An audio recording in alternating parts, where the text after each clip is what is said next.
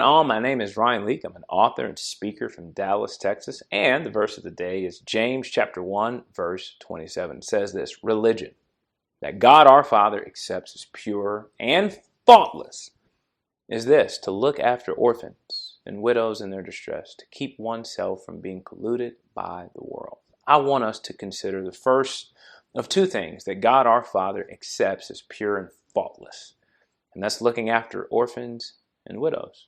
It's one of those things I think most would agree that we should do something about it. But it can be difficult to live out. Why? Because how many conversations have you had where you ask somebody, you know any orphans? You know any widows? It's hard to meet a need that isn't directly in front of us all the time, right? I mean, my wife and I were reading this verse actually when we were dating. She said, don't you think we should look for a way to practice this verse? I said, babe, I don't know any widows or orphans in our mid-20s. That's just not my space. She responded, yeah, but you do know a lot of people. I'm sure you could make some phone calls and find something or someone. I said, okay.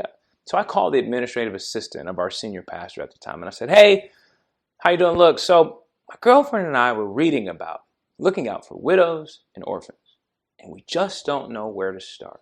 So I was wondering, you know any widows? She said, oh my gosh, yes, I do. My aunt, she just lost her husband and is drowning in medical bills. So we actually were able to help a widow from just one phone call.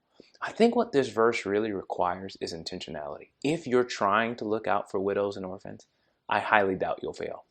But if you're not actively trying to do so, I highly doubt it'll happen on accident. So I encourage you today to be intentional with looking for those who could use your help. That's what I want you to think about today.